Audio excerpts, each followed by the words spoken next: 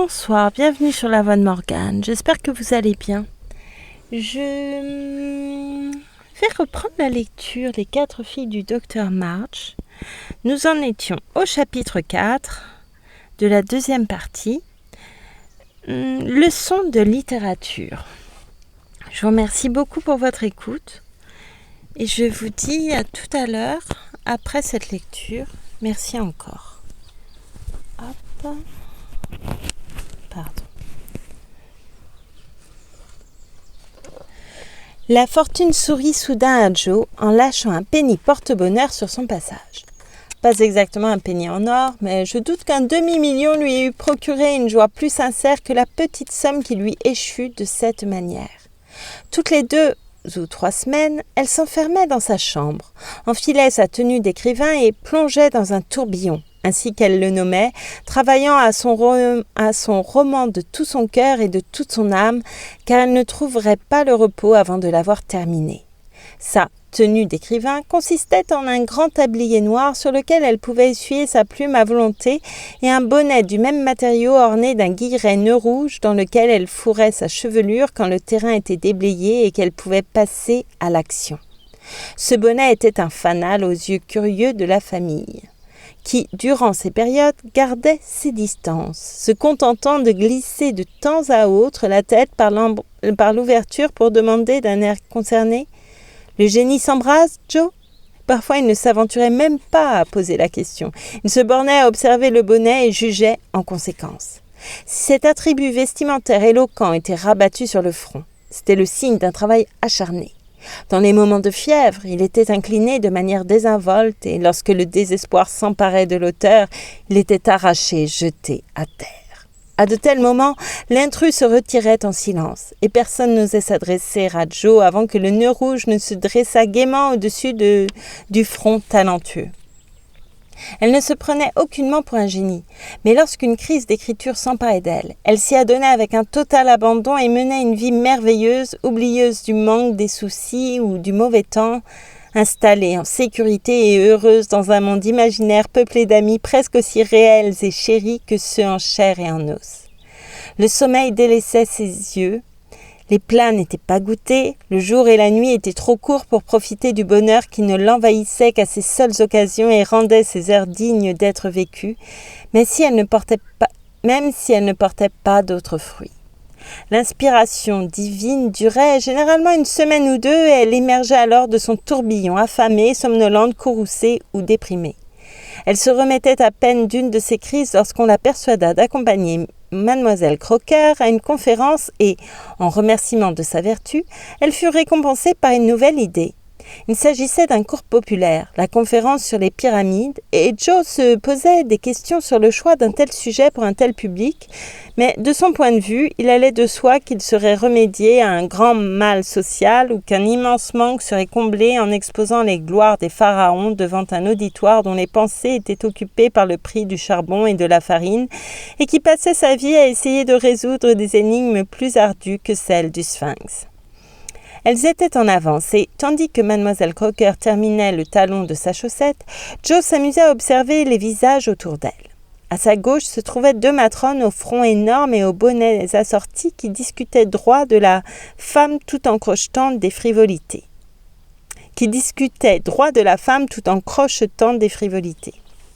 Plus loin, un humble couple d'amoureux se tenait ingénument la main. Une vieille fille lugubre mangeait des bonbons à la menthe qu'elle piochait dans un sac en papier et un vieil homme se préparait à sa sieste derrière un foulard jaune. À sa droite, son unique voisin était un jeune gars à l'air studieux plongé dans un journal. Il s'agissait d'un périodique illustré et Joe examina le dessin le plus proche d'elle en se demandant vaguement quelle série d'événements ne devant rien au hasard avait nécessité l'illustration mélodramatique montrant un Indien en costume de guerre basculant dans un précipice, un loup pendu à sa gorge, tandis que 2 jeunes gens furieux, pourvus de pieds anormalement petits et d'yeux anormalement grands, se poignardaient mutuellement tout près et qu'une femme échevelée s'enfuyait à l'arrière-plan, la bouche grande ouverte.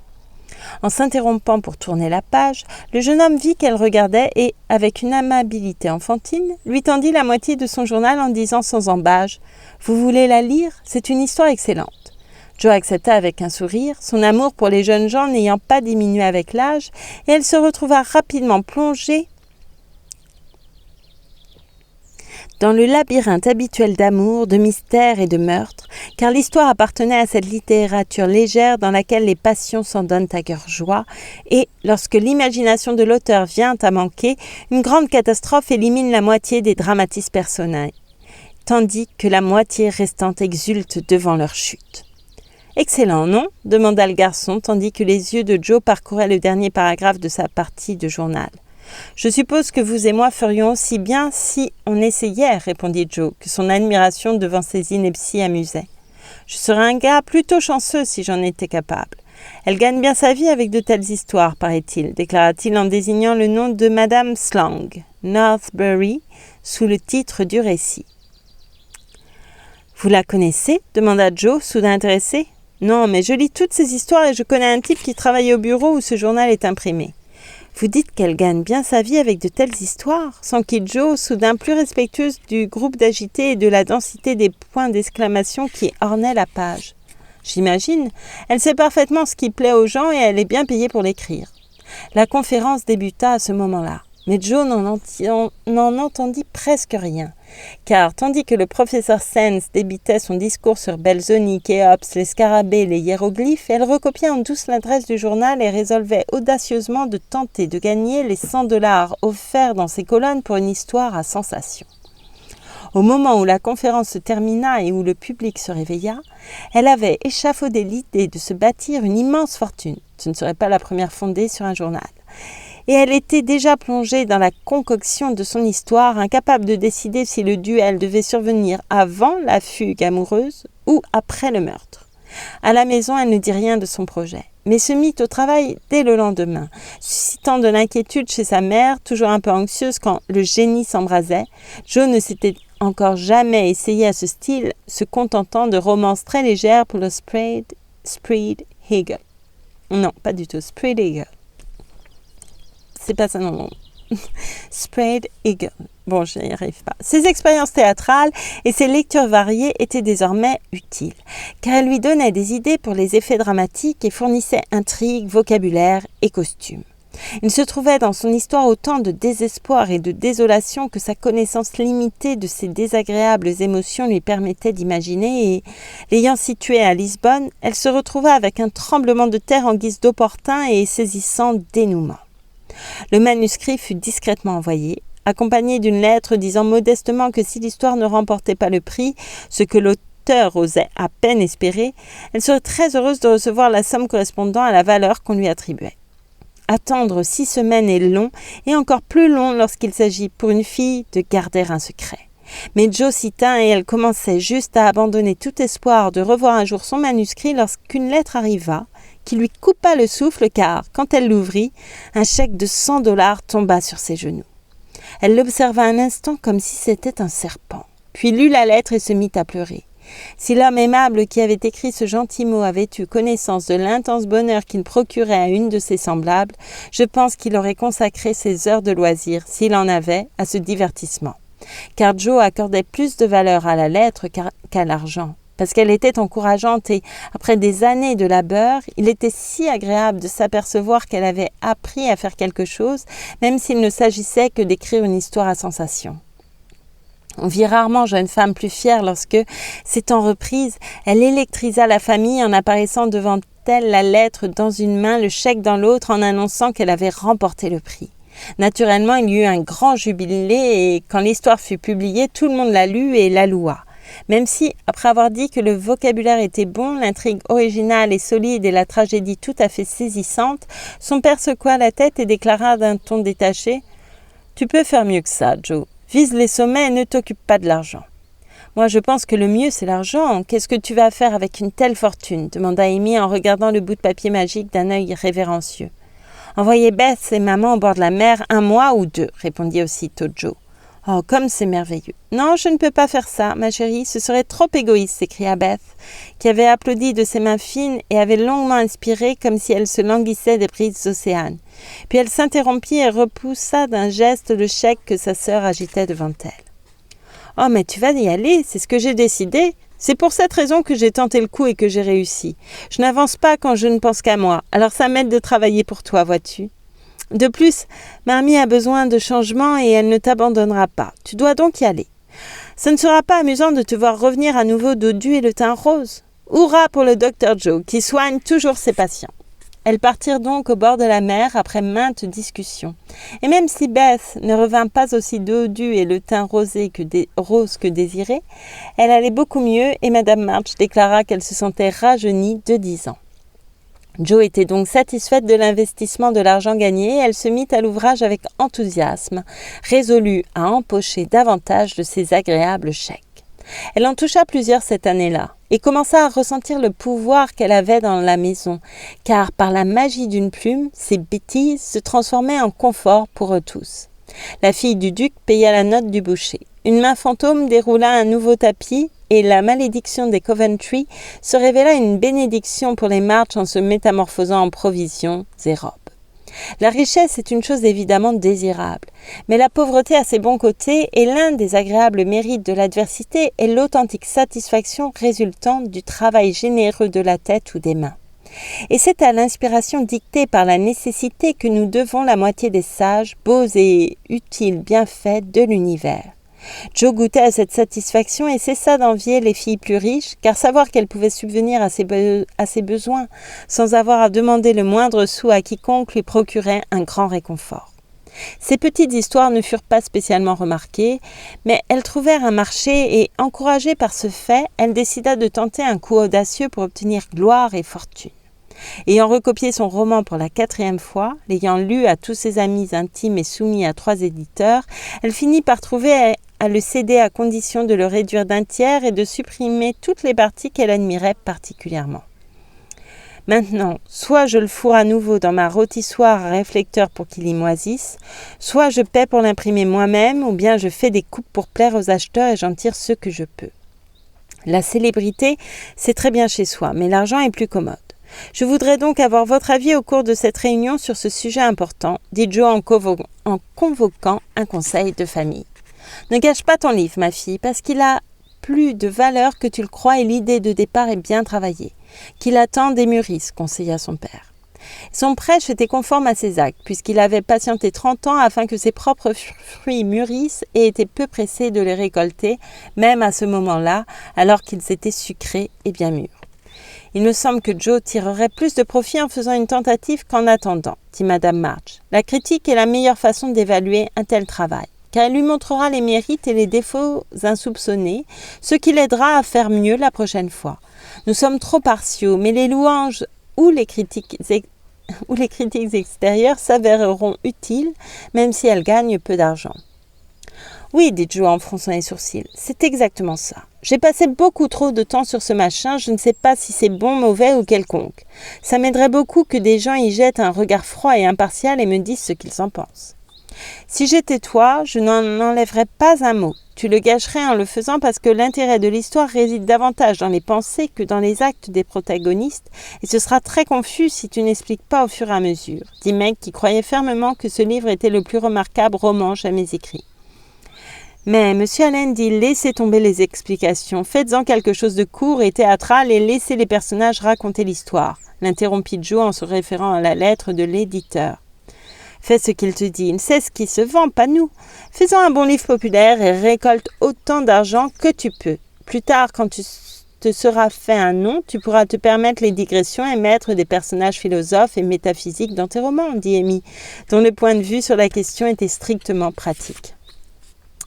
Eh bien, dit Jo en riant, si mes personnages sont philosophes ou métaphysiques, ce n'est pas de ma faute, parce que je ne connais rien à ces sujets, hormis ce que j'entends parfois papa en dire. Si quelques-unes de ces idées se mêlent à mon roman, tant mieux pour moi.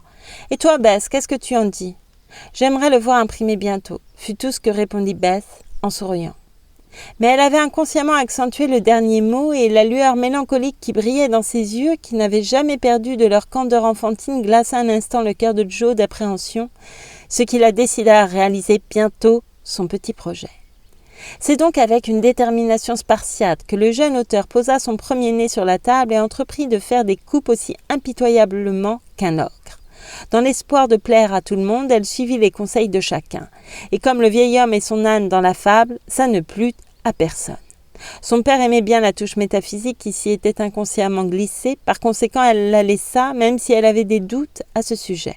Sa mère pensait qu'il y avait un tantinet trop de descriptions. C'est ainsi qu'elles disparurent presque toutes et avec elles de nombreux maillons nécessaires à l'histoire. Meg admirait le côté tragique. Joe empila donc les souffrances pour lui plaire, tandis que les parties amusantes ennuyaient Amy et, avec les meilleures intentions du monde, Joe supprima les scènes vivantes qui atténuaient le caractère sombre de l'histoire. Puis, pour finir de le ruiner, elle en coupa un tiers et envoya en toute confiance le pauvre petit roman comme un merle déplumé dans le vaste monde grouillant d'activités pour qu'il tente sa chance. Finalement, il fut imprimé et elle reçut $300, ainsi que des tas de louanges et de critiques, dans les 2 cas plus importantes qu'elle ne s'y attendait, si bien qu'elle se retrouva dans un état de confusion tel qu'il lui fallut un certain temps pour s'en remettre. Tu disais, maman, que les critiques m'aideraient. Mais comment le pourraient-elles alors qu'elles sont tellement contradictoires que je ne sais pas si j'ai écrit un livre prometteur ou enfreint les 10 commandements, s'écria la pauvre Jo en retournant une pile de critiques dont la lecture l'emplissait de fierté et de joie durant 1 minute, de colère et d'extrême désarroi à la suivante. Cet homme dit « Un livre exquis, plein de vérité, de beauté et de gravité, tout y est doux, pur et sain. » Poursuivit l'auteur perplexe. Le suivant, la théorie derrière ce livre est pernicieuse. Il est plein de fantaisies morbides, d'idées spirites et de personnages surnaturels.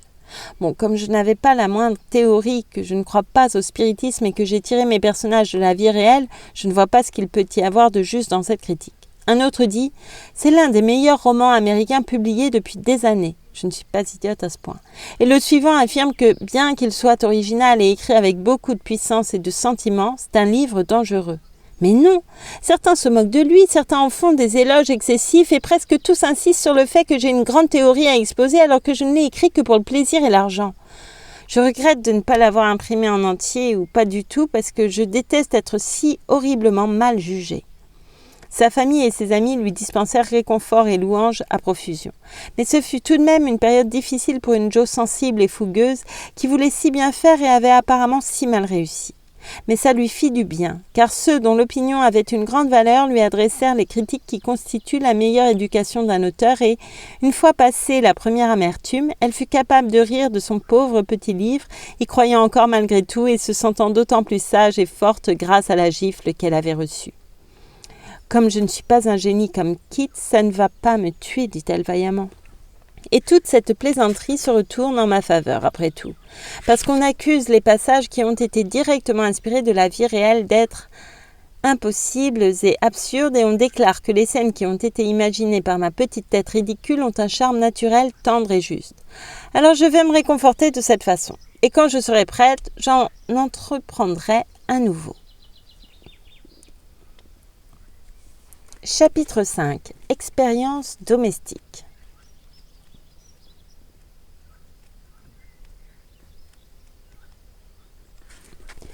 Comme la plupart des jeunes femmes, c'est déterminée à être une ménagère modèle que Meg se lança dans sa vie d'épouse. La maison serait un paradis pour John. Il aurait toujours face à lui un visage souriant, se restaurerait somptueusement chaque jour et aucun bouton ne lui manquerait jamais. Elle mettait tant d'amour, d'énergie et de gaieté à l'ouvrage qu'il était impossible qu'elle n'y réussît pas, en dépit de quelques obstacles. Son paradis n'était pas des plus paisibles, car la petite femme s'agitait, faisait trop de zèle afin de plaire et s'affairait dans tous les coins comme une vraie martre croulant sous de multiples tracas. Elle était parfois trop fatiguée pour seulement sourire. John souffrit de dyspepsie après une série de mets délicats et ingrats lui réclama des menus tout simples. Quant au bouton, elle apprit rapidement à se demander où il passait, à secouer la tête devant la négligence des hommes et à menacer de les lui faire coudre lui-même afin de voir si sa façon de faire serait plus efficace que la sienne et s'il supporterait que des doigts maladroits tirent dessus avec impatience. Ils étaient très heureux, même après avoir découvert qu'ils ne pouvaient vivre seulement d'amour. John ne trouvait en rien la beauté de Meg diminuée, même si c'était de derrière la cafetière familiale qu'elle le gratifiait de grands sourires. Pas davantage qu'elle considérait dépourvu de romantisme le départ quotidien de son mari, lorsqu'il faisait suivre son baiser de la tendre question « Dois-je faire livrer du veau ou du mouton pour le dîner, chérie ?» La petite maison cessa d'être une vulgaire chaumière et devint un foyer. et le jeune couple eut l'impression que le changement était profitable. Au début, ils jouaient au papa et à la maman et batifolaient comme des enfants. Puis John se consacra sérieusement à son travail, sentant les soucis d'un chef de famille peser sur ses épaules. Et Meg rangea sa robe d'intérieur en batiste, enfila un grand tablier et se mit à l'ouvrage, comme on l'a dit plus haut, avec davantage d'énergie que de raison. La manie de la cuisine persistant, elle parcourait le livre de recettes de Madame Cornelius comme s'il s'agissait d'exercices de mathématiques, résolvant les problèmes avec patience et grand soin. Elle invitait parfois sa famille afin qu'elle les aide à venir à bout d'un festin réussi mais trop abondant, ou bien confiait discrètement à Lottie une fournée ratée qui serait dissimulée aux yeux de tous dans les estomacs bien commodes des petits Hummel. Les soirées qu'elle et John passaient plongés dans les livres de contes engendraient généralement une accalmie temporaire dans l'enthousiasme culinaire et un accès de frugalité s'ensuivait, durant lequel le pauvre homme devait se contenter d'un menu fait de pudding au pain, de hachis et de café réchauffé, ce qui mettait son âme à l'épreuve même s'il le supportait avec un courage digne d'éloge. Avant de trouver le juste milieu, cependant, Meg ajouta à ses possessions domestiques ce dont se passent rarement longtemps les jeunes couples. Un bocal familial. Enflammée par un désir de ménagère de voir sa réserve remplie de conserves maison, elle entreprit de fabriquer sa propre gelée de groseille. John fut chargé de faire livrer une douzaine de petits pots et une quantité supplémentaire de sucre, car leur groseille était mûre et il fallait s'en occuper immédiatement. Comme John croyait fermement que ma femme était aussi capable que n'importe qui et qu'il était naturellement fier de ses talents, il décida qu'il devait lui faire plaisir et que leur unique récolte de fruits devait être préparée sous une forme plus agréable pour une consommation hivernale. 4 douzaines de jolis petits pots, 7 kilos de sucre et un garçonnet pour cueillir les groseilles furent envoyés à la maison. Ses beaux cheveux fourrés sous un petit bonnet, les bras nus jusqu'au coude et portant un tablier à damier coquet malgré la bavette, la jeune ménagère se mit à l'ouvrage, n'éprouvant pas le moindre doute quant à son succès. N'avait-elle pas vu Anna le faire des centaines de fois ? La quantité de pots la stupéfia au premier abord. Mais John adorait la gelée et les jolis petits bocaux seraient si mignons sur l'étagère du haut que Meg se résolut à les remplir tous et passa toute une longue journée à ramasser, faire bouillir, presser et à s'affairer autour de sa gelée. Elle fit de son mieux. Elle demanda conseil à Madame Cornelius. Elle se creusa la cervelle pour se souvenir de ce qu'Anna faisait et qu'elle n'avait pas fait. Elle refit bouillir, sucra à nouveau et pressa une nouvelle fois, mais cette horrible chose ne voulait pas gélifier. Elle avait très envie de courir chez elle avec sa bavette et le reste pour demander à sa mère de lui donner un coup de main. Mais John et elle s'étaient mis d'accord pour ne jamais embêter personne avec leurs tracas, leurs expériences ou leurs querelles domestiques. Ils avaient ri au dernier mot comme si l'idée même était des plus grotesques. Mais ils s'en étaient tenus à leur résolution. Et chaque fois qu'il pouvait s'en sortir sans réclamer d'aide, il le faisait et personne n'intervenait, car c'était ce que Madame March avait conseillé. Donc Meg se débattit seule avec les conserves réfractaires durant toute cette chaude journée d'été et, à 5 heures, s'assit dans sa cuisine sans dessus-dessous, tordit ses mains barbouillées, poussa un gémissement et pleura. Or, dans l'ivresse de sa nouvelle vie, elle avait souvent dit « Mon mari sera toujours libre de ramener un ami à la maison quand il le voudra. Je serai toujours prête. Il n'y aura ni émoi, ni réprimande, ni gêne, mais une maison bien rangée, une épouse enjouée et un bon dîner. John, mon chéri, ne te retiens pas pour me demander la permission. Invite qui tu veux et sois certain qu'il sera le bienvenu. » Comme c'était charmant, assurément. John rayonnait de fierté en l'entendant prononcer ces paroles et comprenait que c'était une bénédiction d'avoir une femme possédant de telles qualités. Mais même s'ils avaient eu de temps à autre des invités, ce n'était jamais inopiné et Meg n'avait encore jamais eu l'occasion de se distinguer. Il en est toujours ainsi dans cette vallée de larmes, et nous ne pouvons que nous interroger, déplorer et supporter du mieux possible ce qu'il y a d'inévitable en ce domaine. Si John n'avait pas oublié la gelée, il aurait été impardonnable de choisir ce jour-là entre tous pour amener un ami dîner à la maison sans prévenir. Se félicitant qu'un beau repas eût été commandé le matin, certain qu'il serait prêt en un instant et se réjouissant par avance du charmant effet produit lorsque sa femme courrait à sa rencontre, il escorta son ami jusqu'à son palais avec l'irrépressible satisfaction d'un jeune hôte et mari.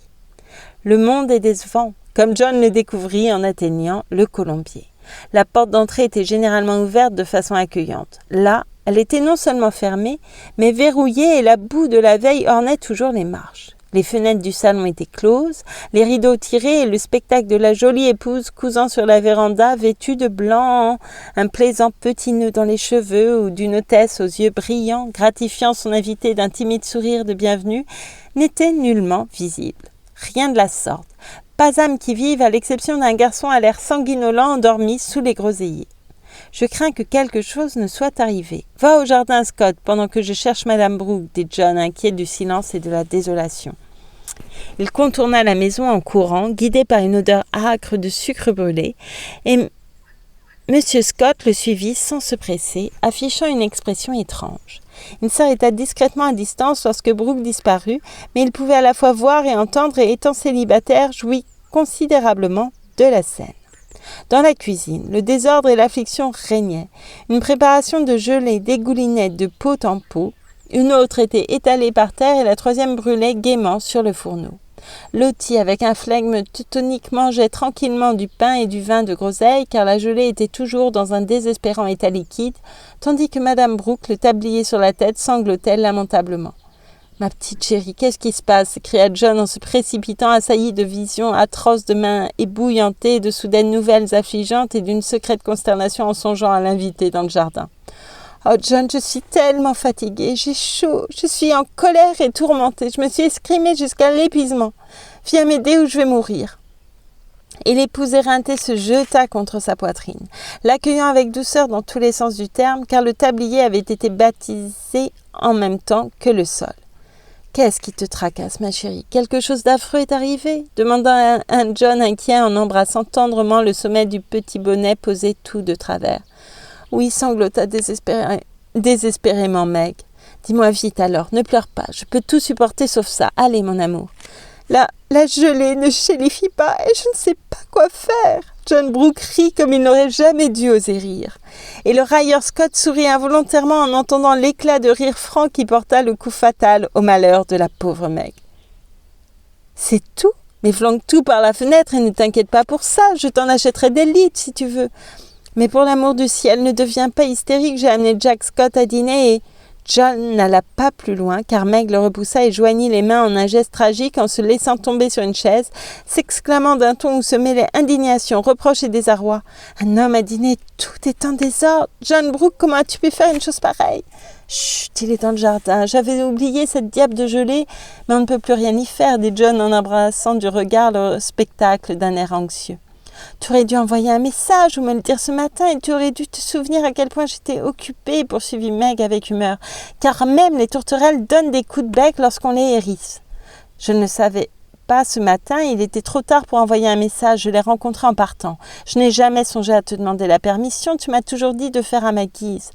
Je n'avais encore jamais essayé et que je sois pendue si je recommence un jour, ajouta John d'un air contrarié. J'espère bien que non. Éloigne-le immédiatement, je ne veux pas le voir et il n'y a pas de dîner. Eh bien ça alors, où sont le bœuf et les légumes que j'ai envoyés, le pudding que tu avais promis ? S'écria John en se précipitant vers le garde-manger. Je n'ai pas eu le temps de cuisiner, quoi que ce soit. J'avais l'intention de dîner chez maman. Je suis désolée, mais j'ai été si occupée. Et Meg se remit à pleurer. John était un homme doux, mais humain. Et après une longue journée de travail, rentré à la maison fatigué, affamé et rempli d'espoir pour trouver une maison en plein chaos, une table vide et une femme en colère, n'était pas exactement propice à une humeur ou un comportement paisible. Il se contint cependant et le petit orage se serait calmé sans un unique mot malheureux. C'est embarrassant, je le reconnais. Mais si tu me donnes un coup de main, on va s'en sortir et passer tout de même un bon moment. Ne pleure pas, ma chérie. Donne-toi un peu de mal et improvise de quoi manger. On a tous les deux une faim de loup. On se fiche de ce que ce sera. Sers-nous de la viande froide, du pain et du fromage. On ne te réclamera pas de gelée. Il avait seulement l'intention de faire une plaisanterie bon enfant. Mais cet unique mot scella son destin. Meg trouva trop cruel qu'il fasse allusion à son triste échec et son dernier atome de patience s'évanouit lorsqu'elle prit la parole. Sors-toi tout seul de cet embarras si tu peux. Je suis trop épuisée pour me donner un peu de mal pour quiconque. C'est bien d'un homme de proposer un os et du vulgaire pain et fromage à un invité. Je n'accepterai rien de tel dans ma maison. Emmène ce Scott chez maman et dis-lui que je ne suis pas là, malade, morte, ce que tu veux. Je ne veux pas le voir et vous pouvez bien vous moquer tous les deux de moi et de ma gelée tant que vous voulez, vous n'obtiendrez rien de plus ici. Et après avoir lancé son défi d'un seul souffle, Meg jeta son tablier et quitta précipitamment le champ de bataille pour aller pleurer sur son sort dans sa chambre. Ce que firent ces deux créatures en son absence, elle ne le sut jamais. Mais M. Scott ne fut jamais emmené chez maman, et lorsque Meg descendit après qu'ils furent partis ensemble, elle découvrit des traces de ripaille qui la remplirent d'horreur. Lottie rapporta qu'ils avaient mangé des tas et énormément ri. Et le maître de maison lui avait ordonné de jeter tout le machin sucré et de cacher les pots. Meg mourait d'envie d'aller tout raconter à sa mère, mais un sentiment de honte devant ses déficiences et sa loyauté envers John, qui avait peut-être été cruel, mais personne ne devait le savoir, la retint. Et, après avoir sommairement débarrassé, elle s'habilla joliment et s'assit pour attendre l'arrivée de John et son pardon. Malheureusement, John n'arrivait pas, ne voyant pas les choses sous cet angle-là. Il s'en était sorti avec Scott en le prenant à la plaisanterie, avait excusé sa petite femme comme il avait pu et avait joué les hôtes avec une telle hospitalité que son ami avait apprécié le dîner impromptu et promis de revenir. Mais John était en colère, même s'il ne le montrait pas. Il avait le sentiment que Meg l'avait mis dans l'embarras et l'avait abandonné au moment où il avait besoin d'elle. Il est injuste de dire à un homme d'amener des gens à la maison n'importe quand, en totale liberté, et lorsqu'il la prend au mot, de s'emporter et de lui reprocher de le laisser en plan pour qu'on le raille et qu'on ait pitié de lui. Non, par tous les diables, c'est injuste. Et Meg doit s'en rendre compte. Il avait ragé intérieurement durant le repas, mais les mois passés, quand il rentra d'un pas tranquille après avoir accompagné Scott, son humeur s'adoucit. Pauvre petite chose. J'ai été dure avec elle alors qu'elle essayait de tout cœur de me faire plaisir. Elle a eu tort, bien sûr, mais elle est jeune. Je dois être patient et lui apprendre. Il espérait qu'elle n'était pas allée chez ses parents. Il détestait les cancans et l'ingérence. L'espace d'un instant, il se hérissa à nouveau à cette seule pensée.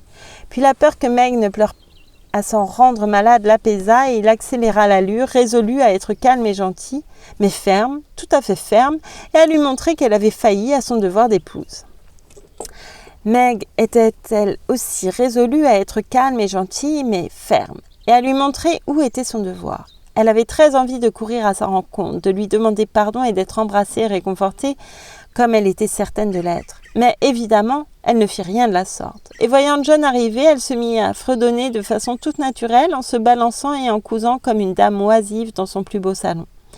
John était un peu déçu de ne pas trouver une tendre niobée, mais, sentant que sa dignité requérait qu'il reçoive le premier des excuses, il n'en présenta pas.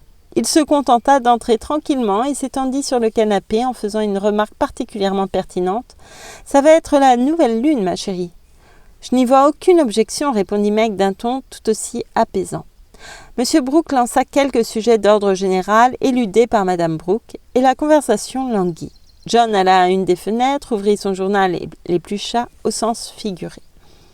Meg alla à l'autre fenêtre et cousit comme si de nouvelles rosettes sur ses chaussons étaient absolument vitales. Aucun ne parlait, tous deux avaient l'air calmes et fermes, et tous deux se sentaient désespérément gênés.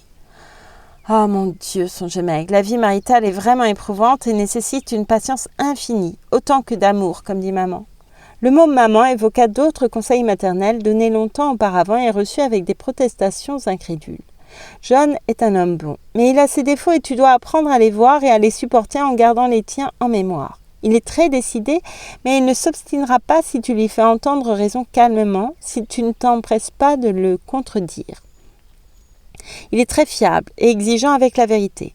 Une qualité, mais même si tu dis qu'il est tatillon. Ne le trompe jamais, que ce soit par le geste ou la parole, Meg. Il t'accordera toute la confiance que tu mérites, le soutien dont tu as besoin. Il a son caractère, différent du nôtre, une explosion et tout est fini. Chez lui, c'est plutôt une colère blanche, calme, qui se manifeste rarement, mais qui, une fois attisée, est difficile à apaiser. Sois prudente, très prudente, et ne le mets pas en colère contre toi, car, pour maintenir la paix et le bonheur, tu dois t'assurer son respect. Surveille-toi, sois la première à demander pardon si vous avez tous deux commis une faute et prends garde aux petites disputes, aux malentendus et aux paroles trop promptes qui ouvrent souvent la voie à des chagrins et des regrets amers. Ces propos revinrent à Meg alors qu'elle cousait au crépuscule, surtout les derniers. C'était leur premier désaccord sérieux. En se les rappelant, ses propres paroles trop promptes lui semblèrent idiotes et rudes. Sa colère lui paraissait maintenant puérile, et s'imaginer ce pauvre John découvrant un tel spectacle en rentrant lui fit fondre le cœur. Elle jeta un bref regard dans sa direction, les larmes aux yeux, mais il ne vit rien. Elle posa son ouvrage et se leva en songeant « Je vais être la première à dire pardonne-moi ». Mais il sembla ne pas l'entendre. Elle traversa très lentement la pièce, car il lui était difficile de ravaler sa fierté, et elle se tint près de lui, mais il ne tourna pas la tête. L'espace d'un instant, elle eut l'impression d'en être incapable. Puis cette pensée lui vint. C'est le début, je vais jouer mon rôle et je n'aurai rien à me reprocher. Et, se baissant, elle embrassa doucement son mari sur le front. Naturellement, cela régla tout. Le baiser repentant valait davantage que des tonnes de mots et, dans la minute, John la prit sur ses genoux et lui dit tendrement « C'est très méchant de rire devant les pauvres petits pots de gelée. Pardonne-moi, ma chérie, je ne le referai jamais. » Mais il le refit. Oh mon Dieu, oui, des centaines de fois, et Meg aussi, tous deux déclarant que c'était la meilleure gelée qu'ils aient jamais fabriquée. Car c'était la paix du foyer qui était conservée dans ce petit bocal familial. Plus tard, Meg invita formellement M. Scott à dîner et lui servit un agréable festin, sans femme soupe au lait en entrée. À cette occasion, elle fut si gaie et gracieuse et mit un tel point d'honneur à ce que tout se déroule de façon charmante que M. Scott dit à John qu'il avait de la chance et secoua la tête devant les misères du célibat durant tout le trajet du retour. À l'automne, de nouvelles épreuves et expériences se présentèrent à Meg. Sally Moffat avait renoué avec elle, courait sans cesse à la petite maison pour colporter des ragots ou inviter cette pauvre chérie à venir passer la journée dans la grande demeure. C'était agréable, car les jours maussades, Meg se sentait souvent seule. Tout le monde était occupé chez elle, John absent jusqu'au soir et elle n'avait rien à faire sinon coudre, lire ou effectuer de petits travaux domestiques. C'est donc tout naturellement que Meg prit l'habitude de baguenauder et de bavarder avec son amie.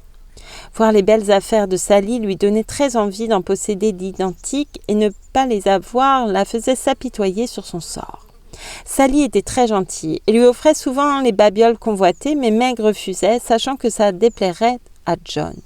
Puis cette stupide petite femme fit une chose que John détestait infiniment plus. Elle connaissait le salaire de son mari et aimait sentir qu'il lui faisait confiance, non seulement pour le rendre heureux, mais concernant ce à quoi certains hommes semblent accorder encore plus de valeur, son argent.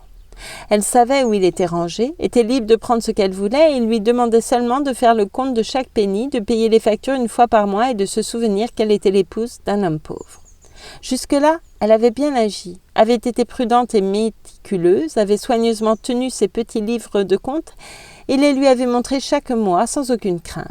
Mais cet automne-là, le serpent s'introduisit dans le paradis de Meg et la tenta, comme de nombreuses Èves modernes, non pas avec une pomme, mais avec une robe.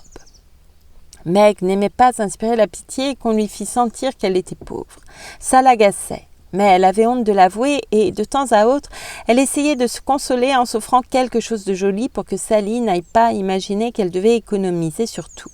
Elle avait toujours l'impression d'être méchante ensuite car les jolies choses étaient rarement nécessaires.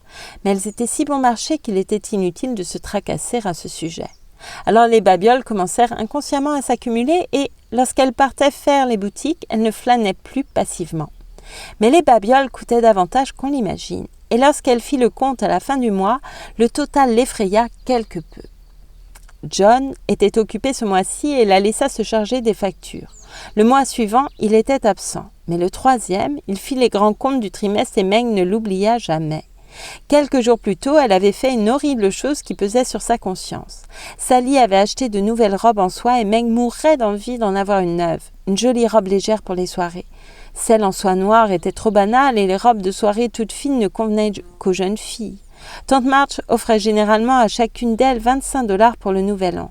Il ne restait qu'un mois à attendre et il y avait cette jolie soie violette, une bonne affaire, et elle avait l'argent, si seulement elle osait le prendre. John disait toujours que ce qui était à lui était à elle. Mais trouverait-il normal de dépenser non seulement les futurs 25 $, mais 25 de plus pris sur l'argent du ménage? C'était le problème. Sally l'avait pressé de le faire, avait proposé de lui prêter l'argent et, avec les meilleures intentions du monde, avait tenté Meg au-delà de ses forces. À l'instant fatidique, le commerçant avait soulevé les jolis plis chatoyants en disant « Une affaire, je vous assure, madame !» Et elle avait répondu « Je vais la prendre. » Elle avait été coupée et payée. Sally avait exulté, elle avait ri comme s'il s'agissait d'un acte sans conséquence. Elle était partie avec l'impression d'avoir volé quelque chose et que la police était à ses trousses. Une fois chez elle, elle avait tenté d'apaiser ses accès de remords en étalant la jolie soie. Mais elle paraissait maintenant moins chatoyante, ne lui convenait pas finalement et les mots 50 $ semblaient estampillés comme un motif sur tout le lait. Elle l'arrangea, mais elle la hantait, non pas délicieusement comme le devrait une nouvelle robe, mais abominablement, comme le spectre d'une folie difficile à expliquer. Lorsque John sortit les livres de contes ce soir-là, le cœur de Meg se serra et, pour la première fois de sa vie conjugale, elle eut peur de son mari. Les gentils yeux marrons semblaient pouvoir devenir sévères, et même s'il était inhabituellement joyeux, elle imagina qu'il l'avait démasqué, mais ne voulait pas qu'elle le sache. Les factures de la maison étaient toutes payées, les livres de compte en ordre. John l'avait félicité et il était en train d'ouvrir le vieux portefeuille qu'ils appelaient la banque, quand Meg, sachant qu'il était presque vide, interrompit son geste en lui disant nerveusement « Tu n'as pas encore vu mon livre de dépenses personnelles ?» John ne réclamait jamais à le voir, mais elle insistait toujours pour qu'il le fasse et elle se réjouissait de sa stupéfaction masculine devant les choses étranges que désiraient les femmes et elle le laissait deviner ce qu'était un liseré, s'interrogeait avec entêtement sur la signification d'un « Suivez-moi, jeune homme » ou se demandait comment une petite chose composée de 3 boutons de rose, d'un morceau de velours et de 2 cordons pouvait être un bonnet et coûter 5 ou 6 $. Ce soir-là, il donnait l'impression d'avoir envie de s'amuser à s'interroger sur les chiffres et à faire semblant d'être horrifié par ses dépenses, comme souvent, étant particulièrement fier de sa femme vigilante. Meg sortit lentement le petit livre et le posa devant lui. Elle resta derrière sa chaise, sous prétexte de lisser les rides sur son front fatigué, et, debout là, elle déclara, la panique augmentant à chaque mot « John, mon chéri, j'ai honte de te montrer mon livre, car j'ai été horriblement dépensière ces derniers temps. Je sors tellement qu'il me faut des affaires, tu comprends, et Sally m'a conseillé de la prendre, alors je l'ai fait. Et l'argent des étrennes en paiera une partie, mais je l'ai regretté après l'avoir fait, parce que je savais que tu penserais du mal de moi. » John rit et l'attira à côté de lui en lui disant sur le ton de la bonne humeur « Ne te cache pas, je ne vais pas te frapper si tu as acheté une paire de bottines éblouissantes. Je suis plutôt fière des pieds de ma femme et ça m'est égal qu'elle paye 8 ou 9 $ pour ses bottines si ce sont de bonnes chaussures. » C'était une de ses dernières babioles et les yeux de John étaient tombés dessus pendant qu'il parlait. « Oh, que va-t-il dire quand il va arriver à ces horribles 50 $, sogea Meg en frissonnant.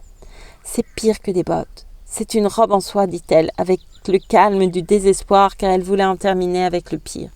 Eh bien, ma chérie, quel est ce damné total, comme dit M. Montalini. Ça ne ressemblait pas à John, et elle savait qu'il posait sur elle avec admiration ce regard sincère que, jusqu'à maintenant, elle avait toujours été prête à soutenir de façon tout aussi franche. Elle tourna de concert la page et la tête en désignant le total qui aurait déjà été suffisamment désastreux sans les 50 $, mais qui, avec eux, l'épouvantait. Un instant, la pièce fut plongée dans un silence total. Puis John dit, lentement, et elle sentait l'effort que lui coûtait de ne pas exprimer son mécontentement, « Bon, je ne sais pas si 50 $ c'est beaucoup pour une robe, avec tous les falbalas et les fanfreluches nécessaires pour y mettre la dernière touche de nos jours. » Elle n'est ni faite ni ornée, soupira faiblement Meg, car elle fut soudain accablée en songeant au coup encore à venir. 20 mètres de soie, ça paraît beaucoup pour couvrir une seule petite femme, mais je ne doute pas que mon épouse sera aussi splendide que celle de Ned Moffat quand elle la portera, dit sèchement John.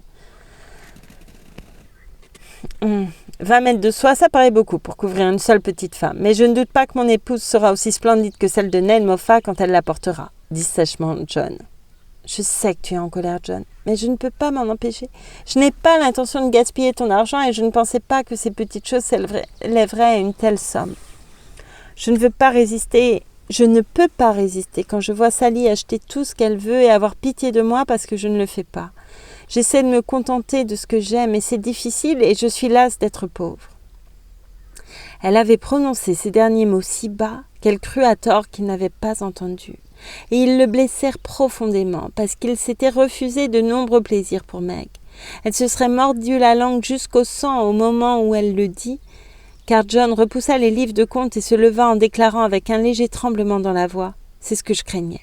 Je fais de mon mieux, Meg. » S'il l'avait réprimandée, ou même secouée, elle n'aurait pas eu le cœur autant brisé que par ces quelques mots. Elle courut vers lui et le serra contre elle en pleurant des larmes de repentir. « Oh John, mon chéri gentil et travailleur, je ne le pensais pas. C'est si méchant, faux et ingrat, comment ai-je pu dire ça? Comment ai-je pu dire ça ?» Il fut très aimable, lui pardonna de bon cœur et n'y mit pas le moindre reproche. Mais Meg était consciente qu'il n'était pas prêt de lui pardonner ce qu'elle avait fait et dit, même s'il n'y fit plus jamais allusion. Elle avait promis de l'aimer pour le meilleur et pour le pire. Et sur ce, elle, sa femme, lui avait reproché sa pauvreté après avoir dépensé son salaire de façon irresponsable. C'était affreux.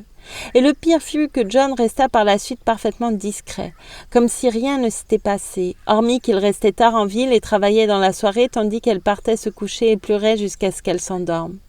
Une semaine de remords faillit rendre Meg malade, et découvrir que John avait décommandé son nouveau par-dessus la réduisit à un état de désespoir pathétique à voir.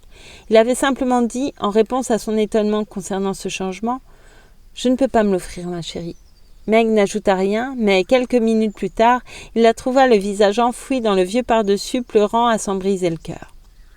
Ils parlèrent longuement ce soir-là, et Meg apprit à aimer son mari davantage encore à cause de sa pauvreté, car elle semblait avoir fait de lui un homme. Elle lui avait donné la force et le courage de lutter pour s'en sortir, et lui avait appris la tendre patience avec laquelle il soutenait et réconfortait ceux qu'il aimait face à leurs envies et leurs échecs légitimes. Le lendemain, elle ravala sa fierté, alla chez Sally, lui apprit la vérité et lui demanda d'acheter la soie pour lui rendre service. L'accommodante Madame Moffat le fit et eut la délicatesse de ne pas la lui offrir aussitôt. Puis Meg fit livrer le par-dessus et lorsque John arriva, elle l'enfila et lui demanda comment il trouvait sa nouvelle robe en soie. Il est facile d'imaginer sa réaction, la façon dont il accepta le cadeau et le bonheur divin qui s'ensuivit. John rentrait tôt, Meg cessa de bagnauder, et ce par-dessus était enfilé le matin par un mari très heureux et ôté le soir par la plus dévouée des petites épouses. L'année se termina ainsi et, au milieu de l'été suivant, Meg vécut une nouvelle expérience, la plus profonde et la plus tendre de la vie d'une femme. Laurie se faufila dans la cuisine du Colombier un samedi, l'excitation se lisant sur son visage, et fut reçue par un coup de cymbale, car Anna applaudissait, une casserole dans une main et le couvercle dans l'autre. « Où est la petite maman? Où sont-ils tous? Pourquoi vous ne m'avez rien dit avant que je rentre à la maison ?» commença Laurie, murmurant trop fort. « Heureuse comme une reine, la petite chérie. Sont tous en haut en adoration, on ne voulait pas d'ouragan dans le coin. Maintenant vous allez dans le salon et je vous les envoie. » Et sur ces paroles, un rien obscur, Anna disparut en gloussant d'un air extasié. Joe apparut aussitôt, portant fièrement un paquet de flanelle posé sur un gros oreiller. Son visage était très sérieux, mais ses yeux pétillaient et une sorte d'émotion contenue donnait un ton bizarre à sa voix. « Ferme les yeux et tends les bras !» lui pria-t-elle. Laurie recula précipitamment dans un coin et mit ses mains dans le dos d'un geste implorant.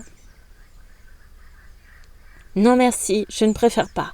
Je pourrais le laisser tomber ou l'écraser, c'est fatal. » « Alors tu ne verras pas ton neveu, dit Joe d'un ton décidé en se retournant pour partir. « Si, mais tu seras responsable des dégâts. » Et obéissant aux ordres, Laurie ferma héroïquement les yeux pendant qu'on déposait quelque chose dans ses bras. Les éclats de rire de Joe, Amy, Madame March, Hannah et John le poussèrent à les rouvrir aussitôt et il se retrouva avec 2 bébés au lieu d'un. Pas étonnant qu'il rit, car son expression était suffisamment drôle pour faire se tordre de rire un Quaker, son regard passant frénétiquement des innocents endormis aux spectateurs hilars avec un tel désarroi que Joe s'assit par terre et hurla. « Des jumeaux, par Jupiter !»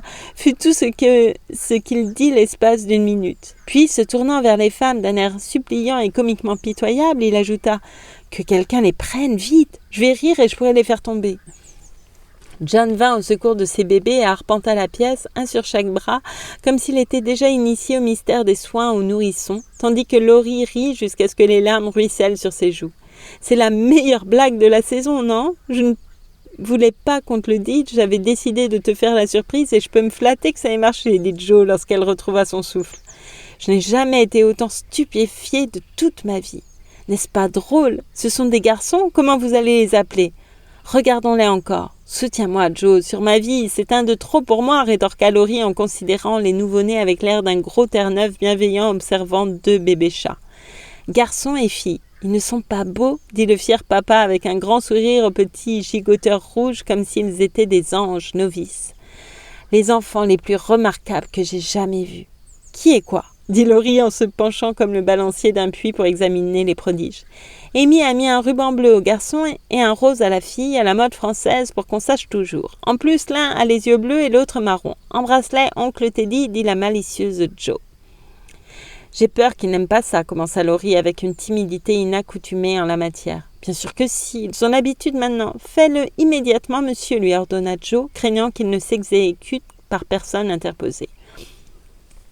Laurie grimaça et obéit avec une légère bise sur chaque joue qui déclencha de nouveaux rires et fit hurler les bébés. Pardon. Voilà, je savais qu'il n'aimerait pas ça. C'est le garçon. Regardez comme il donne des coups de pied. Pardon. Il tend le poing comme un vrai petit cas. « Hé, petit Brooke, attaque-toi aux hommes de ta taille, veux-tu » s'écria Laurie aux anges lorsqu'il reçut un coup au visage du minuscule poing qui s'agitait dans le vide. Il va s'appeler John Lawrence et la fille Margaret, comme sa mère et sa grand-mère. On l'appellera Daisy pour ne pas avoir 2 Meg et j'imagine que le petit gars sera Jack, à moins qu'on trouve un meilleur nom, dit Amy avec l'intérêt d'une tante. Baptisons-le Demi-John et appelons-le Demi, dit Laurie. Daisy et Demi, c'est exactement ça. Je savais que Teddy trouverait, s'écria Joe en tapant dans ses mains. C'était effectivement bien trouvé de la part de Teddy, car les bébés restèrent éternellement Daisy et Demi. Et c'est la fin du chapitre 5. De la deuxième partie. Je vous remercie beaucoup pour votre écoute. Et je vais m'arrêter là pour aujourd'hui. Parce qu'avec la chaleur, ma gorge est sèche, tout simplement. Je vous remercie beaucoup. Faites bien attention à vous surtout. Et à très bientôt. Merci encore.